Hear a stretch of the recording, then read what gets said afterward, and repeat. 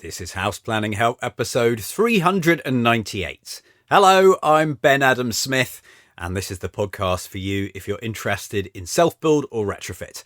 I'm exploring what houses we should be building in the 21st century and trying to break down the major roadblocks that may get in our way.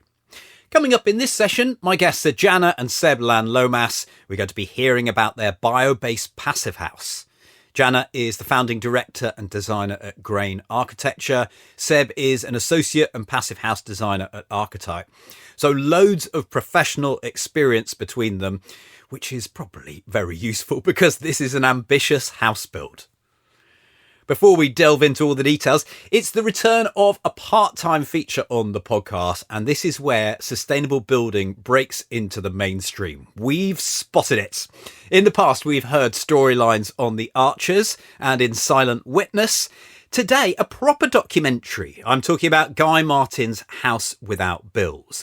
So this has been on my list to mention to you for a little while. Well done, Channel 4, firstly for commissioning the show, and secondly for exploring retrofit and trying to bring it to a wider audience. Because this is a tough nut to crack. There's a lot going on here. And what you really want is people walking away with that message that this is a holistic approach. You can't just do one aspect. It's a system going on here. So don't just tackle the insulation. Look at the big picture. But I think they did a good job. All sorts of lovely sections. My favourite part was actually going back to Guy's own house. He was slightly nervous about this, understandably. What had he done mainly? The gadgets, yet we all like embracing the solar PV, the heat pumps, so he'd done that bit. However, the fabric of the building, this is where it gets interesting because, of course, if we take one of those specific elements, the air tightness, how did he do there? And Gervais was on site doing a blower door test, pressurising and depressurising the house. And you may have seen this before when they use a smoke gun to highlight where those gaps and cracks in the construction are. Well, this is what happened with Guy. And you can see the smoke on the outside. Look at that. That's mad to look at. Yeah. It shows that Guy's closed windows aren't actually closed at all. And it's going all the way down the channel in the south. Look at that. That's the heat that I've paid for, just chucking it out the window. Hey, it breaks my heart. Rather than heating his home, Guy is heating Lincolnshire. I love the dramatic voiceover as well. That's still on the Channel 4 website on demand. Guy Martin's House Without Bills. Let's get to our featured interview with Janna and Laan Lomas. Perhaps world events and the big picture can sometimes seem like we're all travelling in the wrong direction and it's easy to despair. But what I love is looking for the good in the world and the inspiring people while all the madness happens around us. So Janna and Seb definitely fit into this category, and everything they've done here is about treading lightly on the planet, but also creating a fantastic home. What's interesting is this has been a long-held dream of Janna's. I started to think about designing my own house when I was about 6 years old. So it's been an ongoing thing throughout my life of just designing it basically and it becoming a dream that I was determined to see through and make real. And 30 years later, here we are, which is really, really surreal and exciting.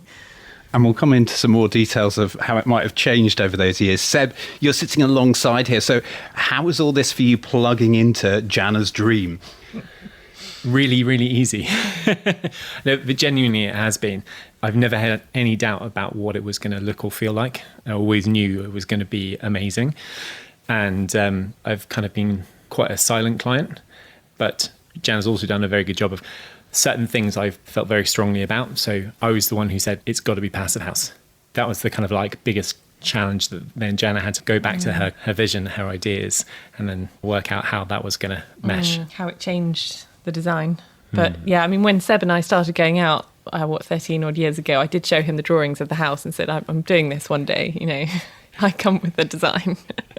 So that's quite unusual, though. You mentioned dreaming about this design for such a long time, but a lot of architects are always saying, well, it's got to be site first and then design. So why is that not the case in your situation? Well, I do agree with the idea that things should respond to their site, but I suppose we found a site, we're very fortunate to find a site that works for the design. It's also quite a traditional looking house. It's not something that is particularly experimental in how it responds to a place. So it's more, the house design is more of sort of a response to how I have considered the way I want to live, the way I want light to hit certain things, or the size of spaces, the heights, the materials. The flow of the house is something I've been really interested in throughout my whole life. That's kind of my focus, I suppose, is this design of getting it really efficient, but also feeling really connected, having good visual lines through from places. And that was the driver, and that formed the house. And then we've got the orientation and all that to think about. But then we found a site which suits that. And that's really, really lucky of us. So what did you need to search for when you were looking for a site? What was important in that? Really to find a place which was south or nearly south facing for the garden, because that's a major aspect. So we're southwest facing here, and we also are very lucky to have views to the southwest, which, you know, is a huge plus. And then also to have access from the north or nearly the north side, which would enable the kind of entrance flow through, and to have enough space around the house and, you know, neighbours to be in a nice rural location and somewhere we could afford. And we ended up going in with my parents on the land and then dividing it, so they've got a house next door as well. So how did that side of things work? Was that easy to persuade them, or were you both in it together, or Seb? How did you feel about this? So it's been a really long thing in the making. And a number of years ago, actually, pre-COVID, ourselves, Janna's parents, Janna's brother's family, and Janna's brother's parents-in-laws all kind of had a vision to being able to move together and co-locate and kind of build our own resilience. And we were looking at sites and we were kind of visiting places, and it all hinged on me actually getting a job at Archetype in Hereford. Because I said, that's the only place I want to work. And they were like, well, if you get the job, we'll come join you. Otherwise, it was London, really, and everything near to London or commuting distance to London is so expensive that this dream just wouldn't have been possible. So amazingly managed to get the job, and then Susie and Bert were able to join us and come to this plot while we were looking at plots together. But it had been such a long time in the making, and we wanted to have that tri-generational benefit of us being there to look after our parents as they age, but also our children getting to have a much closer relationship with them as they grow up, and them having the relationship with the grandchildren. And free babysitting, let's be honest. And so we all bought into that idea, and the idea that we all have different things that we bring to the community, like both within our red line, but also more broadly with our neighbours. Where we used to live in Godalming, we had an amazing experience during COVID. We lived on the longest cul-de-sac in the UK, and we had this amazing tight-knit community. And that was the first time. So special. Yeah. And we were looking for that. But you never know when you move somewhere, what's the community actually going to be like? And you never truly know until you get there. Yeah. But we did go door knocking with a box of mince pies as we were kind of buying when we put the offer in. Yeah.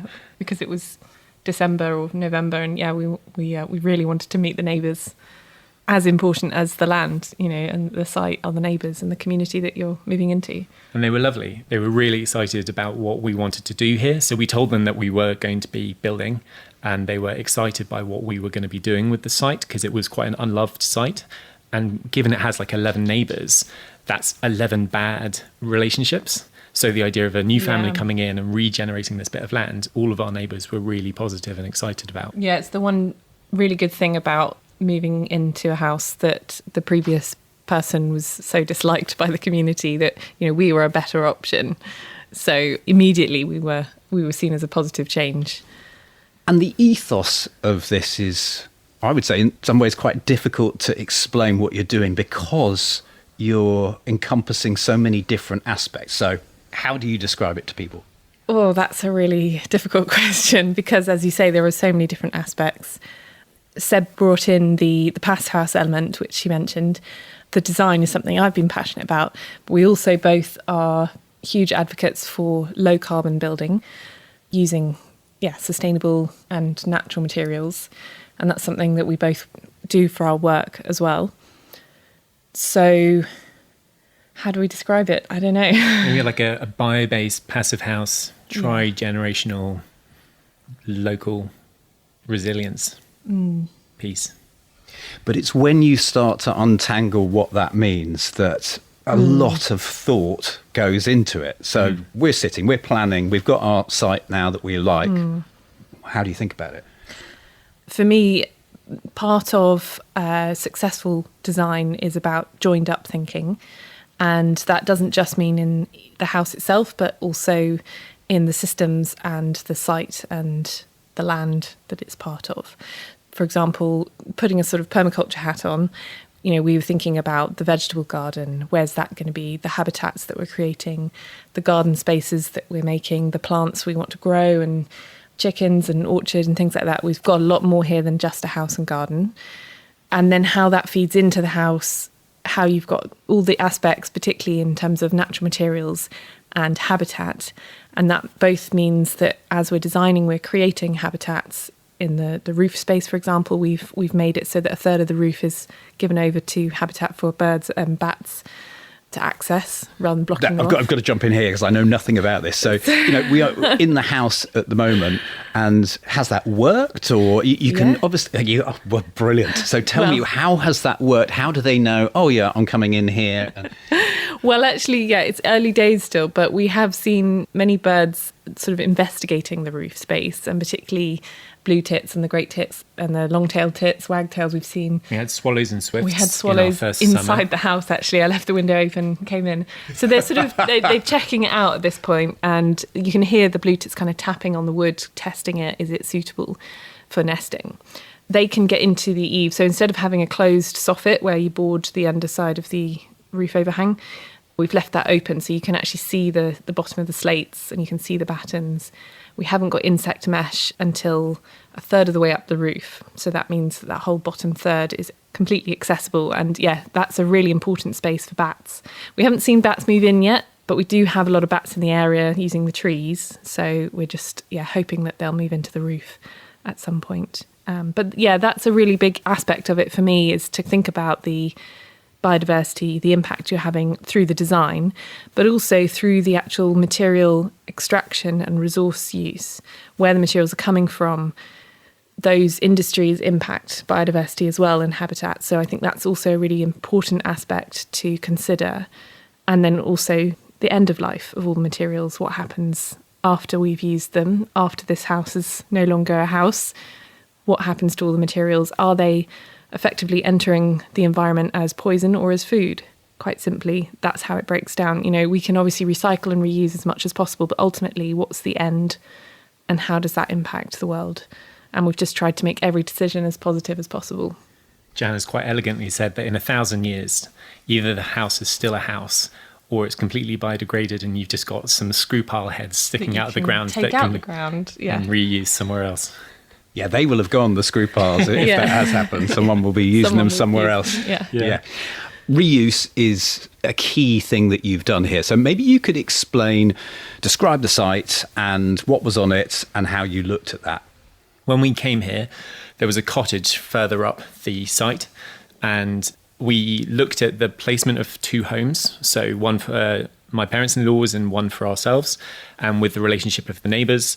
And we were unable to avoid, unfortunately, needing to take down the cottage. We tried really hard to keep it. Yeah, unfortunately, it was beyond our control, ultimately. But what we were able to achieve was that instead of it being demolished, it was deconstructed. So the demolition contractor never turned up, and the main contractor took down the whole building piece by piece. Took the slates off, and we've reused them. Took the timbers out, cut them out carefully, as carefully as possible, and we've reused some. We are going to reuse a lot for decorative things or furniture and things like that. Taken out the windows, which we've been reusing for the solar panel array and the potting shed. Taken out the gas boiler, which immediately went to our neighbour whose gas boiler broke. And in exchange, we got an e-bike. So you did a trade. Oh, fantastic. And that's not the only one. No. So we reclaimed pavers from around the building, which we swapped with a friend for quarry tiles, which we've now got in our bathroom.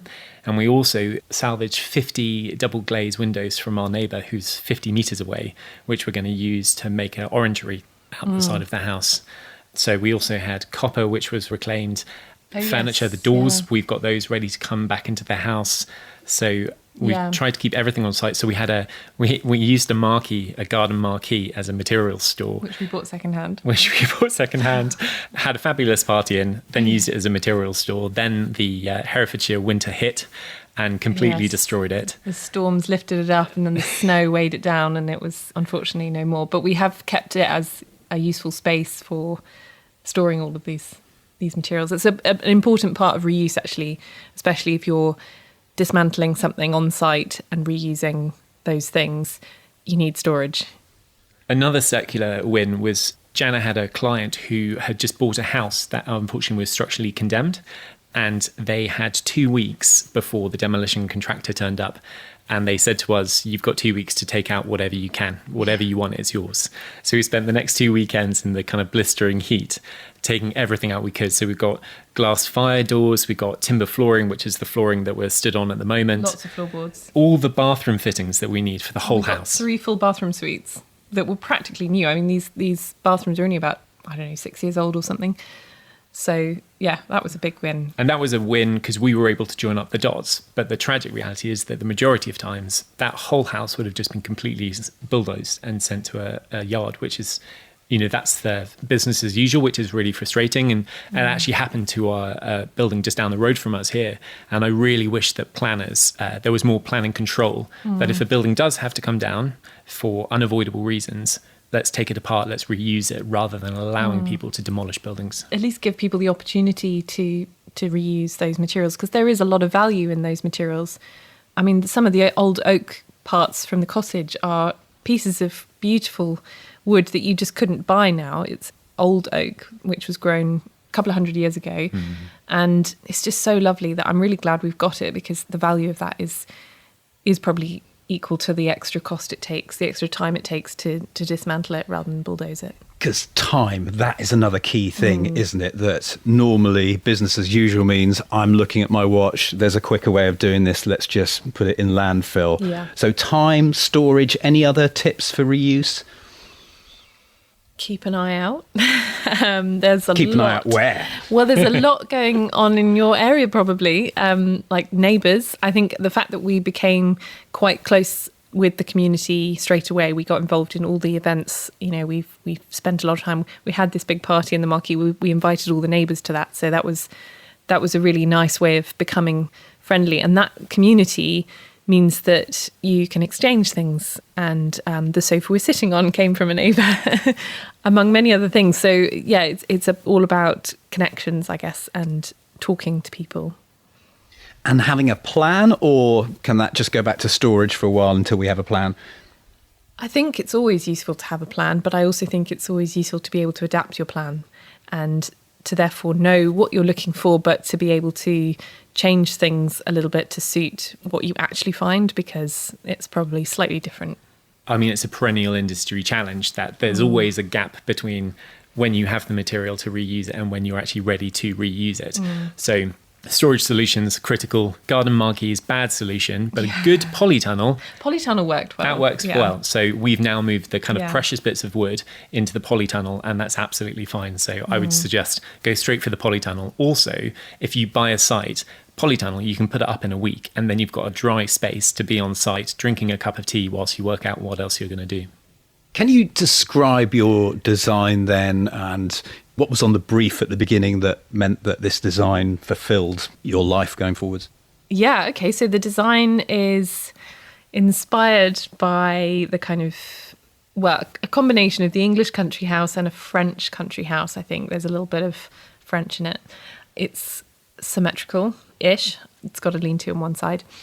And part of that basically was, for me, about having a balanced house to look at. So it doesn't feel lopsided. And then also coming in, you've got sort of all the services on the north side. You've got the utility, bathroom, plant room, staircase sort of quite central to make the most efficient use of space upstairs. And then a snug is tucked in behind that. And then you go through into a large open plan space with kitchen, dining and sitting room. And that's something that we have these big sweet chestnut beams along the division lines of, so it's like 3 bays really. So you could divide the space up and it would work, but you've also got the opportunity to have a big open space, which we really wanted.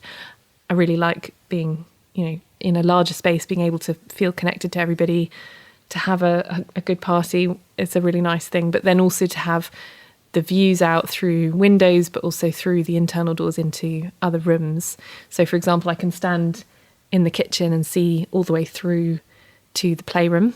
I can also see through the door and then through the window of the sort of pantry out to the driveway to see who's arriving. I can also see from the window the other side of the kitchen all the way through and out the window the other end of the house. And that's bringing in morning light, which is where our breakfast things are, and the evening light the other side, which is where our sort of evening sitting space is. So there are those kinds of things which bring you around the house and connect it all. And then, upstairs we've got 3 bedrooms, and then we've also got a loft space, and that's going to provide extra storage space and potentially a spare bedroom one day as well. But 3 comfortable bedrooms, 2 bathrooms upstairs, and we've got a playroom that, as I said, is like a lean-to on the side as well, which is a lovely extra. We almost didn't have that, and we thought we'll do that one day when we've got more money, and we sort of were persuaded to go for it now. And then, now we haven't got any money left. The joy, yes. That's another consideration, though, isn't it? When you're trying to get so many things right, but you've got to play the balancing game, haven't you, of what is important. But we have a finished building, which is good. Nearly. Well, and on that, Ben, so our builders scoped up to the air tightness layer and first fix, and then they gave the site to us. So this was one of the ways of, firstly, taking down the construction cost, or rather the construction sum, but also there were certain things we knew we wanted to be able to do ourselves. So it had that perfectly imperfect handmade finish that would be exceptionally challenging to communicate to certain builders. And we wanted to use materials that we knew that certain builders might not be happy to even use, like the garden clay plaster. So for our house, that was the inverted commas finished building, was that air tightness layer and the first fix. And then Janna and I and over 100 volunteers have been helping us with the plaster that you can see. We have these plastering parties most weekends.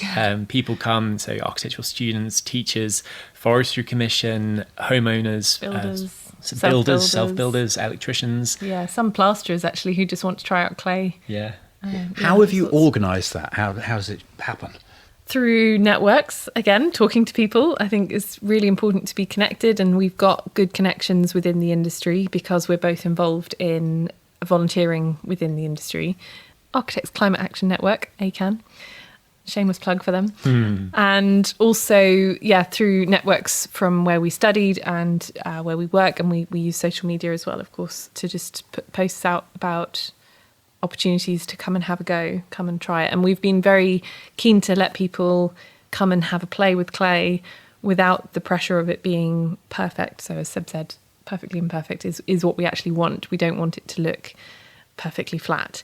You can see the texture of the walls is handmade, and that's exactly what we want. So it's enabled that inclusion of people who have never tried it before. And not everybody is as good as, you get some people who are very good and some people who are not very so good at talking or making cups of tea. And some people are really good but really slow, and other people are really, really fast. But overall, it's been an amazing thing, which has saved us a lot of money as well. So we reckon the plastering itself, I think we were quoted originally, was in the order of 10,000 for the labour and another 10 for the materials. So, we have spent, I think, £300. Plus all the extra food that we bought. Plus the food. It's big shops. Yeah. We always kind of do bed and board, so all the volunteers have kind of really good meals. And we had camping in the summer. Yeah, board games in the evenings. So it's a right old social affair. Yeah, it's lovely. Yeah. It's been really fun, really, really fun. And also absolutely crucial for bringing some more enthusiasm to the site, which at times runs low. I'm not going to lie. It's a lot of work, and you get fresh people in every couple of weeks. It's just brings life back in. So this is ongoing at this stage, that you need to do this a lot, or you pace yourself for when you're ready for one of these? How is it working? Yeah. Come anytime. What are you doing this afternoon, Ben? We still have a lot to go, and we still kind of have people coming all the time. So We were going to have someone at the weekend just gone, but there was flooding, so they couldn't get here. We've got more volunteers arriving tomorrow. We've got more, I think, in a couple of weeks' time. So there's always people coming. Wow, fantastic. So maybe just describe where we're up to at this stage, just so we have an idea, and then we're going to rewind back to some more design stuff. So at the moment, the ground floor is pretty close to having everything ready for building control sign-off. So the only thing that we've really got to do is put in some fire doors, which separate the main living space from the entrance. And then everything is pretty much there. So we've got, the kitchen is now fully installed. We've had a dishwasher for the first time in over 3 years. Yeah, more, I think. And a washing machine for the first time in like 2 years, which has just been phenomenal. And it's starting to feel like home. We look around and surfaces are finished. Lights, we actually no longer exist under construction site lamps. Yeah. So we're actually seeing the plaster in the right colour for the first time, because site lamps are really cold white and these are a warm white. So actually we're actually seeing the space and enjoying it a lot more as it was, and also like artistically lit, in the little corners with soft dim lights, as opposed to just garish strings of site lamps. Upstairs is a different matter. Yeah. So Carwyn Jones has just finished installing our amazing staircase that he's crafted for us out of oak, which is a podcast in its own right. Oh, it's a work of art. Yeah. I love it. And when you get to the top of there, you're on the first floor, and that is very much a construction site. So we've got a lot of plastering to do there. All the fittings for the bathrooms needs to go in. So it's a lot. Currently sitting outside in the garden, the bathrooms. It's like a dog bath. Yeah. Janna, I've got to ask about the staircase because it is beautiful, but when we're considering Yes. budgets and things, is that an expensive staircase? It certainly looks it. I think we got a good deal, actually. It was because, it is quite expensive. I mean, that was a little over 20,000, which is a lot for a staircase. But I think that's another thing that we've been quite conscious about, where we put our money, because we have been really keen to put our money into the building fabric and the building performance. And that means all the things which are permanent to the building and which enable it to work and function really well. The finishes on the inside are less critical. And so, we have chosen to spend less money on them.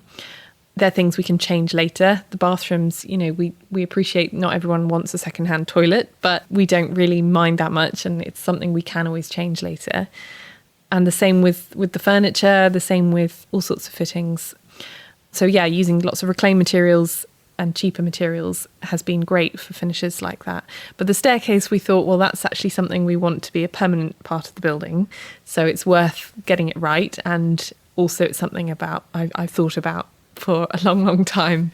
Was this part of the original design then, going back decades? It was actually, yeah, pretty much. I mean, I used to want a stone house. And so it would be a stone staircase, one of these ones that you'd see in an old Georgian house with a sort of almost floating and sweeping round. And I just thought they were so elegant, so lovely. And then, of course, we learnt more about building physics and materials, and the fact that actually timber is a really good material to build with rather than stone. We've got enough thermal mass with the clay plaster inside. We've got timber instead of stone for the stair. And that meant it's a slightly different way of building it, because part of the way that type of stone staircase works is the weight of the stone and the fact that it doesn't really move. A stone doesn't move in the way that wood does. So there is a lot more complexity in doing it out of oak. And I'm really sorry, Carwyn, who built it. But he rose to the challenge. he did. And I asked him afterwards, I mean, did it break you, or do you look forward to doing it again? And he's like, I can't wait. Oh, really? Yeah, He said he that's can't good. wait. And I think that's a sign of like a true craftsman. You rise to the challenge, He you did overcome enjoy, the yeah. incredible complexities of it, and he can't wait to do it again. I think, it was a really enjoyable challenge. We spent a lot of time with him working things out. He was always asked, can I use a bit of metal here and glue here? And I'm like, no, no, you can't. It has to be solid oak. Yes, it has to be the biggest bits of oak you can find. It has to be sort of as pure as can be. So, it's really trying to work on the same basis as those stone stairs, where the weight is transferred down through each tread to the bottom tread. And the curve of it, the inside curve, and the fact that it's contained around the outside mean that shape holds it really rigid. obviously the challenges with oak is that it shrinks. So with each tread shrinking only a little bit, you actually end up with quite a lot of potential height difference at the top. So he ended up having to put little dowels in between each tread in a more, what type of wood was it that he used? It's sapele, it's a hardwood. Oh, yes. And these are 130 mil long dowels. I mean, they're huge dowels. But the way that they are placed is such that they create a common datum for each tread. So the tread, the top and bottom, can move with moisture and expansion and contraction.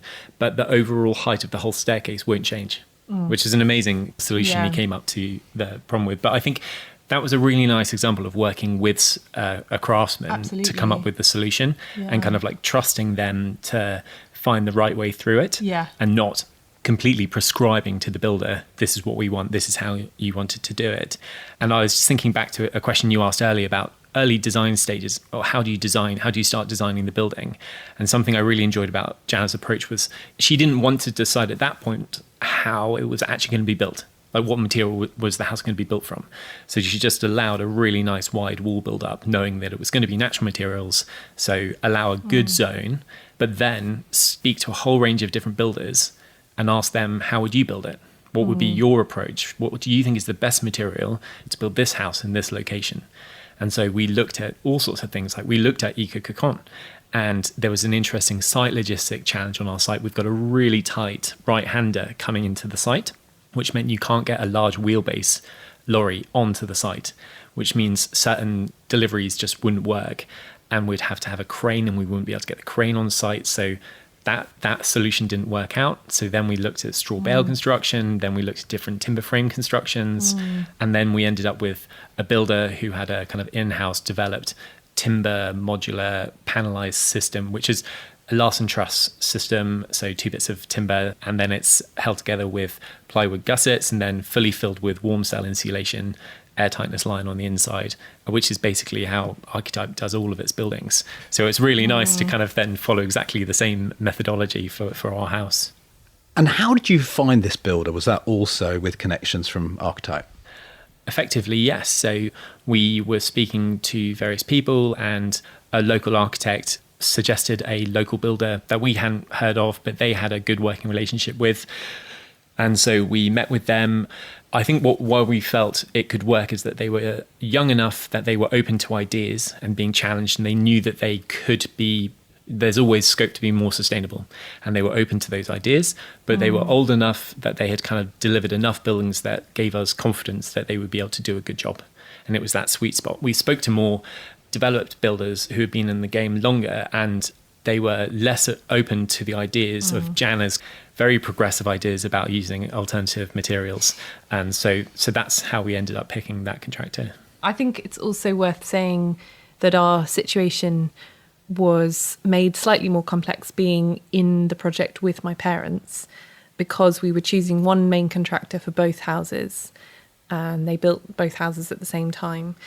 And the things going on in our personal lives with my parents, so they have some health issues, which meant that they really wanted to, they'd committed to come along and do this build, but they really wanted it over quite quickly. They didn't want it to drag on for years, and so they wanted a builder that would build it quickly. So prefab panels were actually a really attractive option. And the same for us with our we're hoping to adopt some children, and that's put the pressure on because we want to get on with that. Whereas if we were having biological children, we can live in a building site and do that. So we're kind of also keen to get things done more quickly. And I think if we didn't have that time pressure, we might have considered more of the self-build option with straw bales or something else. But those considerations made the prefab option much more attractive. And just ultimately, it was the only thing that really made it viable, because we needed my parents to be on board to make it financially viable for us.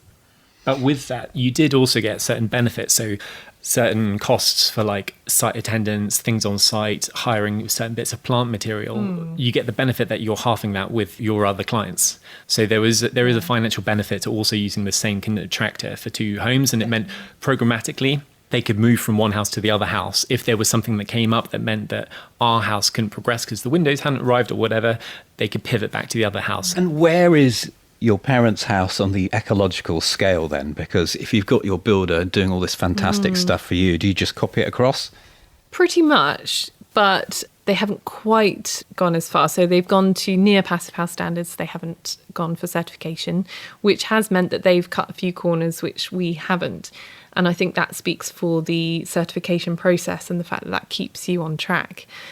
They reduced, for example, the wood fiberboard externally on some parts. They have slightly more of a thermal bridge around the ground beam, things like that.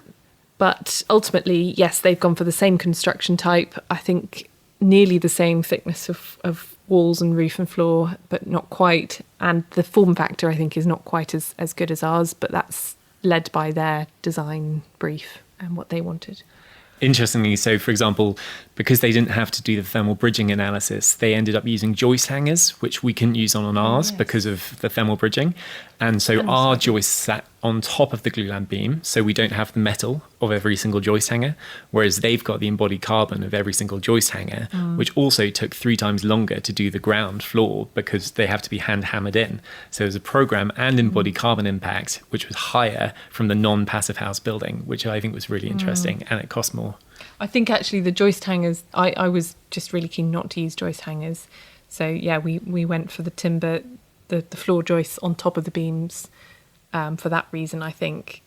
But yes, it was positive. Well, this sounds like a perfect opportunity to point out a couple of things. First of all, you're trying to minimise plastics on this build, which is a major one, and slightly conflicts with Passivhaus sometimes, and then embodied carbon, things like ducting and what have you. So how did you level, and also what you've got underneath you, your foundations, how did you sort all of this out in your mind? Good question. I think the foundations and floor construction is actually the biggest difference for most builders, that everyone's used to putting concrete everywhere. That's something we said we're not having any concrete on site, not poured concrete. We have reclaimed slabs and things like that, but no poured concrete. So that set out the foundations being a bit different. We looked at other options like rubble trenches, for example, which are also very good. The positive about the ground screws that we've gone for are that they're quick to install and they don't require so much digging. And that's something we were already doing a fair bit of digging in, just levelling the ground to prepare for the house. But yeah, that was a positive one. They were also 70% lower embodied carbon than a concrete slab and strip. And they are fully reusable and recyclable at the end of their life. There's an example of a mansion in Chelsea that was made in 1906. And in 2000, they lifted out the sheet piling and reused the sheet piling immediately again as sheet piling. It's completely doable. And the company who put these screw piles in, they have done it for like festivals where they put them in, take it out, take it to the next festival. The main contractor had never used them before, but was up for the challenge. And afterwards, they said it was faster and easier. And they have then since taken other projects of theirs, which were concrete, and flipped them to screw pile solutions, which I think is an amazing success outcome of that journey. How does it compare on cost? Cheaper than concrete. Oh, really? Yes. Goodness. So yeah, you do wonder why more people don't do that. What about, is it a moisture thing? Do people get worried that you've got to treat your structure differently, haven't you? Well, we've got timber everywhere, which means that our floor is timber, and that means it's raised above the ground. So we've got airflow underneath it, and it's lifted off the ground away from moisture. That means we have to resolve the challenge of a new build house having level access to the front door, whilst also having quite a deep floor build up and having it raised above the ground. So we've got the level difference there to make up. Thankfully, on our site, we're very fortunate that our site has level change. That means we've sort of effectively dropped the level by a metre where the house footprint is. And on the front door, that gives pretty much perfect level access. And at the back, where the ground then drops away, we've then got steps down to the garden. So yeah, there's that consideration. For my parents' house, theirs is much more level, the ground that it's on. So although it's lifted off the ground in the same way that ours is, they then have to have a ramp up to their front door, which is a timber and brick structure that we don't have. I'd also say on the moisture front, whilst we know that these design principles are going to work, we have installed a whole range of moisture sensors throughout the whole building. And so they wirelessly transmit data from wherever they've been installed of the moisture content of every bit of wood they're screwed into, as well as the temperature and the relative humidity at the sensor. So we've got them in the floor construction, we've got them throughout the wall construction, we've got them in the roof, and we've got some on some of the internal walls. And that's been giving us data from early on during the construction process. When the timber frame was just up, we had them in, and we've got the whole moisture journey from then through the storms when it was getting very saturated, and we've seen everything now tail off, so everything's at about 14-15%, very, very stable. So from a moisture perspective, that journey was done so we could generate the data to communicate and reassure everyone that this is absolutely a safe and kind of resilient way to use natural materials. But also the data, because it's capturing the thermal data, it's also showing us the behavior of the breathable wall construction. So we can see the daily absorption and desorption of moisture on the outside of the building. And then on the inside of the house, complete stability, which is that passive fabric working really hard to just keep things comfortable, which is, yeah, again, lovely to have the data to be able to show and illustrate to people. And another reason why we ended up using clay plaster is for its moisture regulation or humidity regulation properties. It's really, really good at absorbing and desorbing excess humidity, so it keeps a really nice stable environment. It feels lovely. It's got a bit of thermal mass, and also it's quite thick in places, so it's also giving a little bit more temperature stability in that sense. And the acoustic. I think the acoustic's are lovely, amazing. aren't they? Yeah. Just going back to digging into the ground. So we've got this site that's got the 8-metre drop from one corner as it goes down. Have you removed any spoil from site? I'm glad you asked. No, we haven't. Well, I think you've done a fantastic job. I was saying this to Seb earlier that I can't really see where it's gone. So you've trained yourself in digger driving. Is that correct? Certainly have. But no, it's actually been really interesting to see the combination of groundworks and clay plastering and how those two things are very aligned, because when you're digging a big hole, you know, we're very fortunate here to have such lovely clay, and because we have very little topsoil on the site, it was not really used for, there was nothing here for, 50 years except cut grass, which is not very good for biodiversity, not very good for soil. So another part of what we've been doing is sort of regenerating the soil. But what it does mean is when we dig a hole, we don't have to dig very deep before we find really pure clay. And that's made it very, very easy to use that in the building. So yeah, a lot of the digging we've done has moved soil away from, or clay away from under the building to level it, and then created level garden space. But also a lot of it's gone into the building, and we've also got some clay under the floorboards in the middle section under the south-facing windows, so that's going to help bring some thermal mass where the sun hits the floor, so that will absorb some solar gain in the winter. And then we're also planning on making our own unfired bricks from the clay and using that as a feature wall inside, which again will bring in some thermal mass. So yeah, some really nice ways of using up the soil, or the spoil as it's called by builders. Instead of paying, I think we were quoted £8,000 to get rid of it, to take it off site, which is just bananas to me, because then you pay another £10,000 to buy in plaster. Yeah, it's very like that. We've just created a new flower bed and have brought in some topsoil. So it's this mad business of exit and bring it all back again. What about some of these other passive house things? I'm assuming windows might be one of them. Are there other more important considerations first for embodied carbon? Yes. So actually your previous question about plastics as well, because the windows is a key point, and also the ducting and MVHR. Obviously those things need to be a certain standard. We did manage to find timber windows that were complete solid timber, almost no aluminium. There's just a tiny little drip on the bottom. So they're not aluminium clad, they're just pure timber windows. They're triple glazed, high performance, and that's great because there's not that many companies that do that, but that was a really important factor that we're not using, plastics unnecessarily. We're not using aluminium, which is very high embodied carbon, one of the highest for metals. So that was a really important factor. And the other thing with the MVHR as well, that's a kind of part of the services of the building that we can't really swap out materials wise, so we had to sort of accept, okay, this is going to be an element of plastic and metal. I can't get around that. But everything else we've been able to pretty much design out the plastic and metal as much as possible, apart from for fixings. Although we did avoid some joist hangers, which was nice. But there are obviously metal fixings, there are plastic washers, there are plastics in the ducting, there is an airtight layer, which is a very thin plastic film, but it is plastic, and there is tape, quite a bit of tape. But I think actually this whole process has opened my eyes to the quantity of plastic in the packaging of everything else, which includes the natural materials that we've so carefully chosen. There's a tremendous amount of plastic packaging, which has been really quite disheartening at times. Several skips worth of just packaging, which when we've tried so hard to minimise waste and minimise plastic in the build, and there's far more plastic that went in the skip than there is that's gone in the house. Yeah, that's just madness, isn't it? Because I know you've tried hard to get rid of membranes as well, haven't you? So how is it shaping up for airtightness? The parents-in-laws got tested first, and they achieved 0.34. And so, of course, it was kind of a big moment. Well, is the Passivhaus building going to do better or worse than that? Because if the builders had managed to make the non-certified building more airtight, then questions were going to be asked. So they achieved 0.28 on this house. And interestingly, it's the first time that the contractor had ever been contractually held to an airtightness target. So they had delivered to 0.6 many times, and that gave us the confidence that they could do it.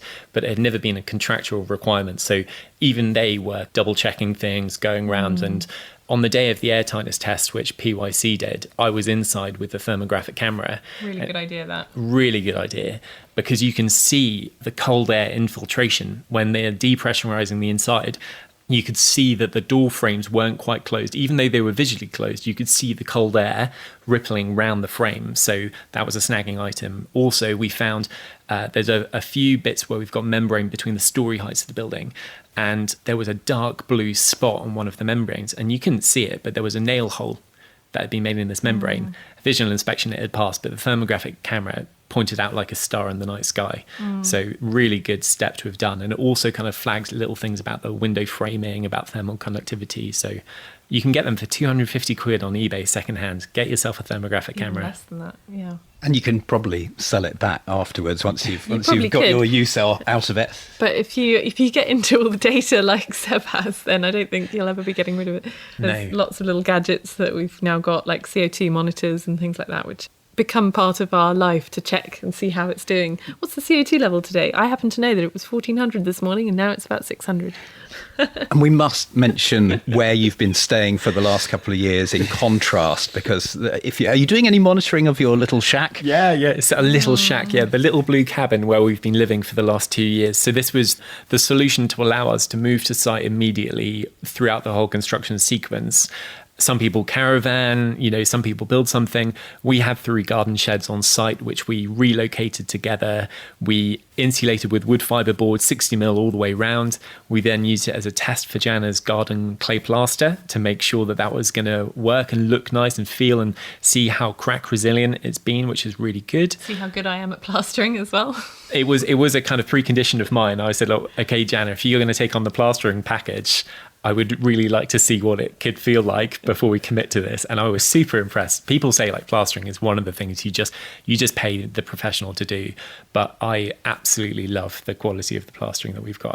Janna's done an amazing job. And actually, there was a really nice discovery. So when we were building the cabin, we were cutting the wood fiberboard for the cabin, and the dust of the wood fiberboard, Janna was experimenting with using different additives to the clay plaster to get different properties. I think you even tried some of the dog's hair at one point. I think I probably did, yeah. So you always have, in clay plaster, you always have clay, sand and fibre. So there are lots of different types of fibres that you can use. And yeah, traditionally people would use horsehair, or you can use flax fibres or chopped straw, which we've tried as well. But yeah, this wood fibreboard dust from the cuttings, it made a fantastic fibre. Really, really nice and fine, and it was a waste. So we got to reuse something, and it made a beautiful, very crack resilient plaster. So we were in that for 2 years, 1 year of which I was recovering from spinal surgery. So we had bed shed, which was just a double bed and an armchair. Living shed, which was the kitchen from the old cottage, which we reconstructed in there. I'd like to add also, for that first year, we didn't have running water in there. Literally, I had to go down the hill and fill up from an outside tap a little container of water for the day every morning. How are the energy levels? This is a proper adventure you've been on. We're talking a couple of years now. So how are you feeling? Overall, amazingly excited by this beautiful space, and I can't believe it's ours. It feels so nice. It's really comfortable. We haven't even got heating on yet, and it's so warm. It's like constantly 19, 20 degrees in here without any heating or MVHR on. And that's just so lovely. Obviously, there are some bad days as well when we're feeling quite overwhelmed with how much there is to do. There is always a lot to do. So how do you keep yourself in a positive frame of mind at that point? Or is it just, I get the impression you're doing a lot. So give me an example of some of the things that you've done over the course of the last few months. Well, from a kind of like resilience perspective, I would say our partnership has actually been invaluable in this. I mean, people always joked, well, you're going to get to know your partner really well if you live in a shed for 2 years. Yeah, and we have got to know each other a lot more through this journey. And we had already been together for 10 years before we started this journey. But we've learned a lot more about what triggers each other, how to read each other, how to speak about our own emotions so that we're able to vocalize when, I'm having a bad day, I'm struggling, I'm finding this really hard and I'm low. And I've learned through this whole journey about being more empathetic, and I'm a kind of a fixer. So if someone tells me that they're not well, I'm like, well, have you tried this and that and that? And Janna's made me realize actually sometimes you just need to be heard. I don't need to be told the solution. That is a classic. You're talking male, female, they're different, the complete differences. Everyone has that, I think. But Seb's really good at that now, I have to say. And yeah, you're right, Seb. It's been a really important partnership that we've each recognised our own energy patterns and the fact that we have different needs from an energy point of view, but also physically what skills we've got and what we are bringing to the build. And that means we can kind of divvy up the jobs quite nicely. So Seb's really taken on anything timber related and keeps buying tools, and now has a whole room which was going to be our children's playroom. I think now it's Seb's playroom with all his woodworking tools, which have been invaluable actually, even though I joke about it. They have been really, really useful. So he's been making the floorboards and the windowsills and the kitchen and you name it, anything timber. And then I've been doing all the jobs which are basically less precise, which involves the clay plastering and managing the volunteers and all the sort of the wall infills of internally, finishes, painting. Yesterday I boarded the shower, ready to tile that. So there's lots of different jobs, but I think it's been a really useful journey to kind of get to know each other and what we are happy to do, and also to have different levels of task to do. So we've got some sort of big ongoing tasks which can get quite daunting at times, and then there are other smaller wins, easy wins, which I think is really important to be able to pivot to and say, actually today let's just do something that we can finish in one day and feel good about, and then we enter the next day with more energy and enthusiasm. And what about professionally? Has this helped in any way? Because you've been very practical here, aren't you? And really seeing the project from a different side to work. It's been really nice to have lots of volunteers on site getting to learn about this approach to building buildings. I mean, combined with the woofers, who are volunteers who come and help more about the land. We've had over 200 volunteers now through the course of building this building. That's really exciting to see people kind of leave a bit more confident and knowledgeable about these materials.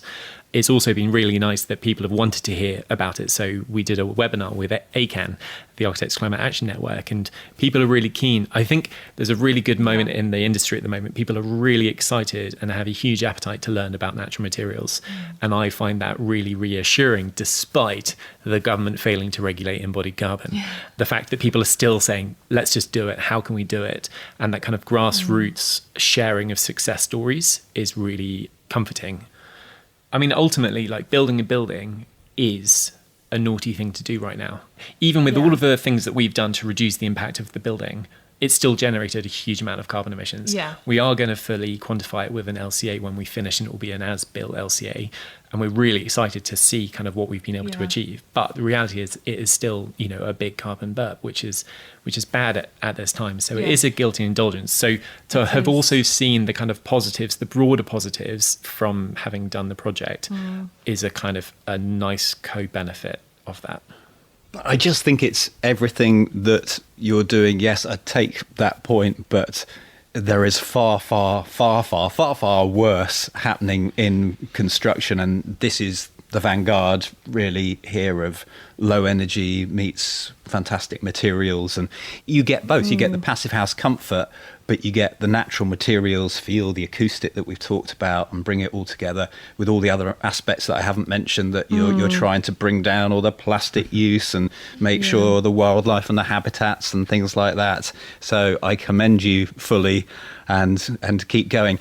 Is there anything else we should bring into this conversation, particularly on the embodied carbon side? So another thing we've been able to avoid is an air source heat pump, which from an embodied carbon perspective is massive. I won't try and quote a figure for a domestic building, but the embodied carbon of systems and services is huge, let alone the refrigerants that go into an air source heat pump. Now, in the instance of this building, we were going to have an air source heat pump.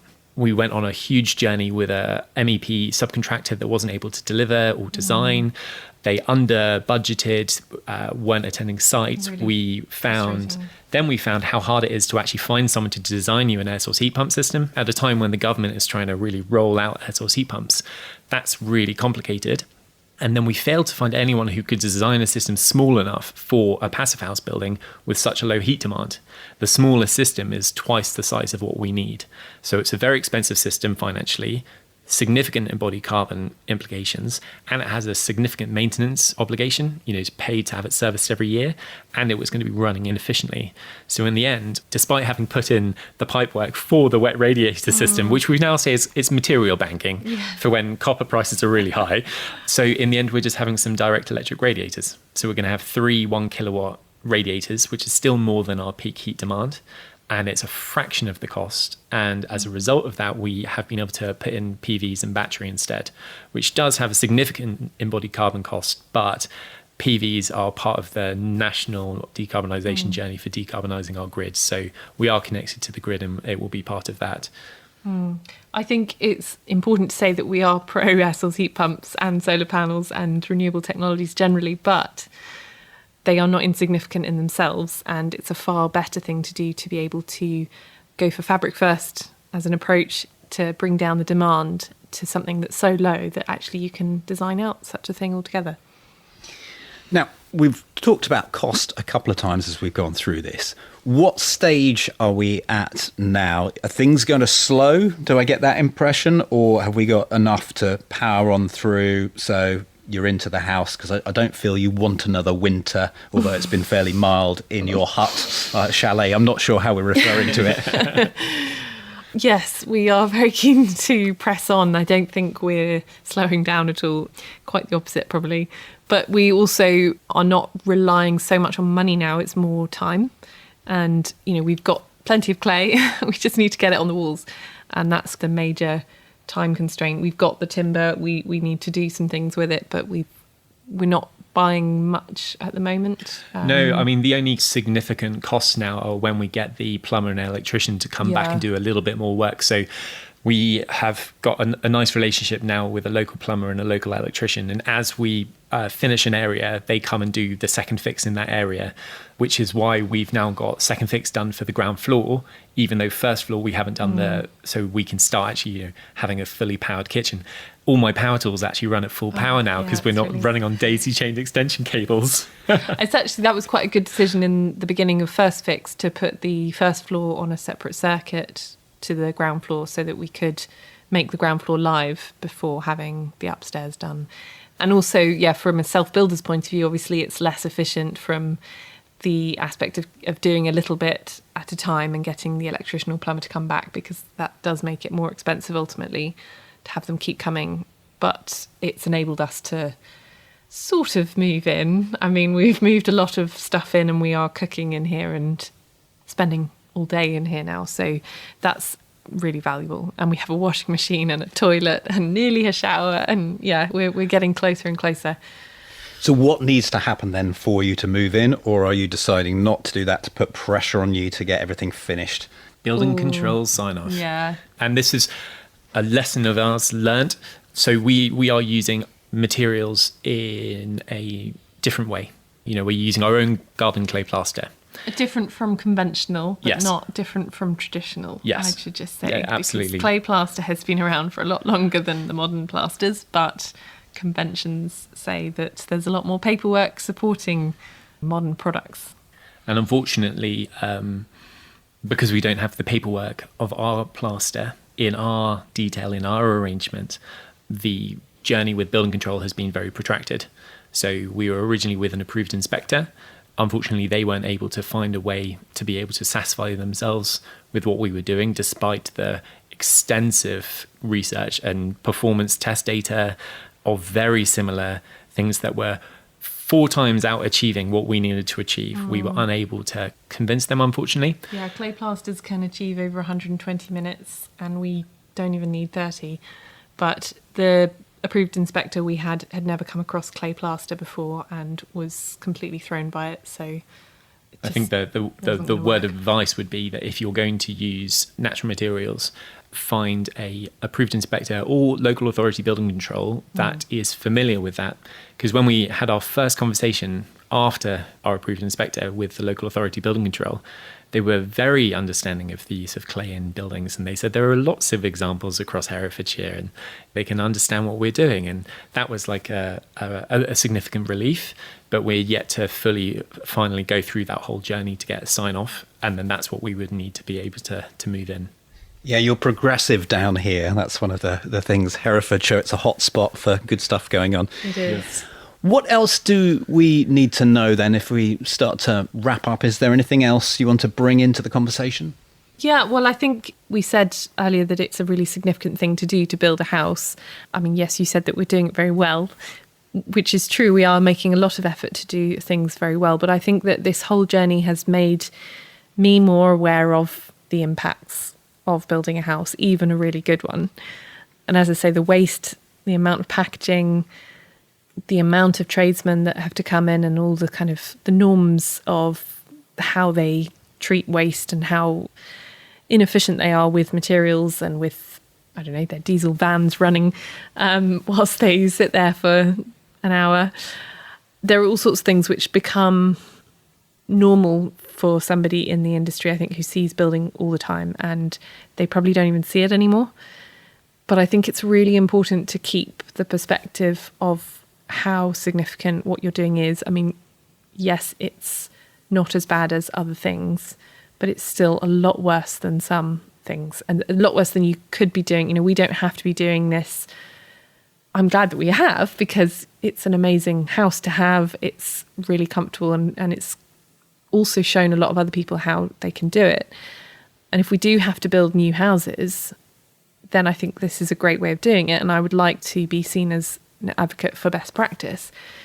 But I do think that it's really made me consider more about decisions to, for example, demolish something, how it gets demolished or dismantled, reused, and to see the value in things that are being ripped out or taken apart. You know, I have other clients I'm working with at the moment who are sort of going through projects that are more refurbishment projects, and they're taking things out which I now see more value in than I did before. For example, their floorboards I've got my eye on because you know, they might want a house refurb for their own reasons, but I am thinking more about particularly those finishes and things that we like to spend money on as a society because they're the things you see.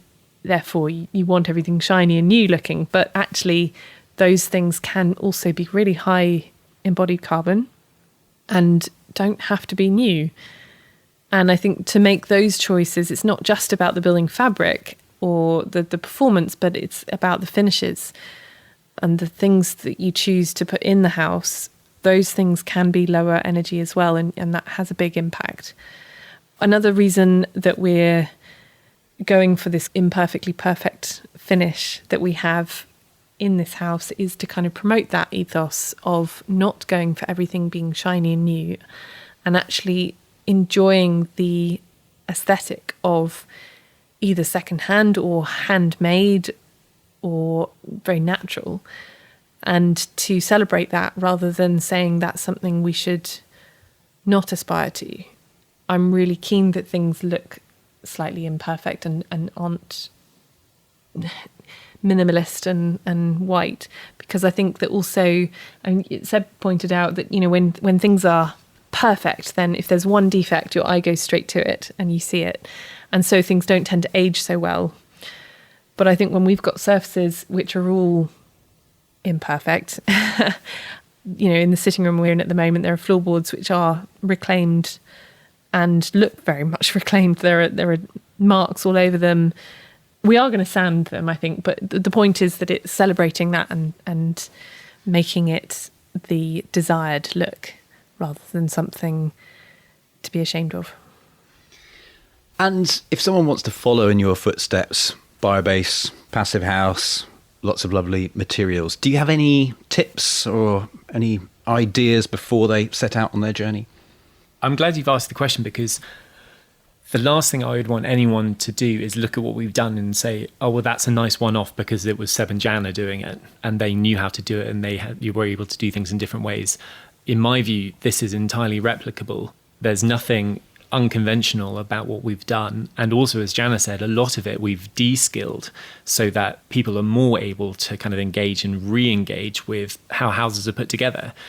In the building we used to live in, we had no idea what was behind the plaster. You drill a hole and, oh, look, there's some lath, or there's some plaster, or there's half a brick. And actually, we know exactly what is behind every single wall in this house because we've seen it and we've read that whole journey. And I feel a lot more empowered to be able to look after my building through the lifetime of it, having done that. And also the fact that, you know, clay plaster and some timber, it's very easy to maintain, repair, and if we need to swap out, we can swap out and we can patch it.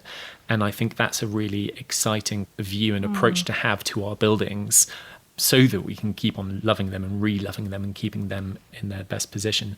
So I would kind of encourage people to embrace the challenge and not see this as a one-off. There are amazing networks out there to support people going on this journey. You know, Architects Climate Action Network has a natural material group, which is alive with activity and conversation and self-help tips about, I'm looking to do this here, who should I speak to? It's a wealth of knowledge. And there are all sorts of those networks out there to kind of support people wanting to re-engage with high performance and natural materials. Absolutely. I think if I were to give a tip, the biggest struggles that we've had on our journey have, I think, been to do with communication. Lots of subcontractors or keeping on top of the finances with the contractor. So I think a good relationship with a contractor is really important, and actually more important than, I might even say, than the quality of their work, but just the way that if they can communicate with you, be honest and talk about how things are going, if there is a problem, how different solutions could look, or how much they might cost.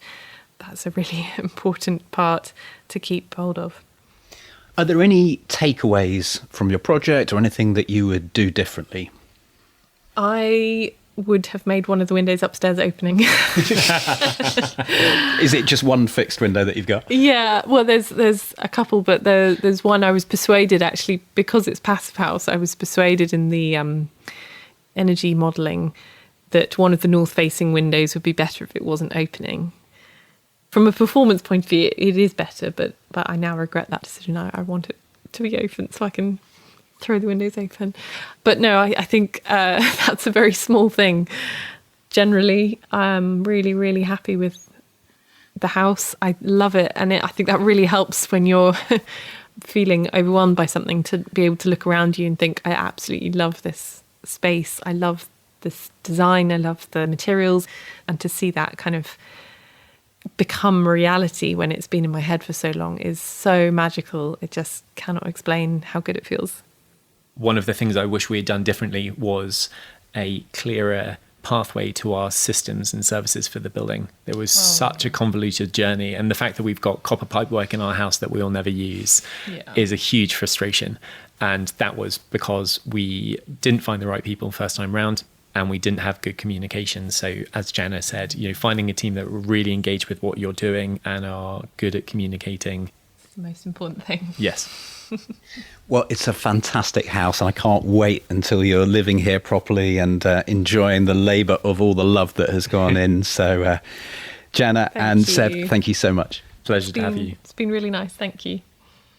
Head online to take a look at the show notes that accompany this session, houseplanninghelp.com/398. We've got a summary there with all the key points. We've got photos throughout the project so you can see what's going on, in addition to hearing all about it.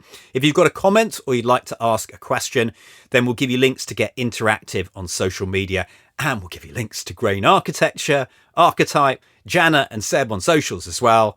houseplanninghelp.com/398.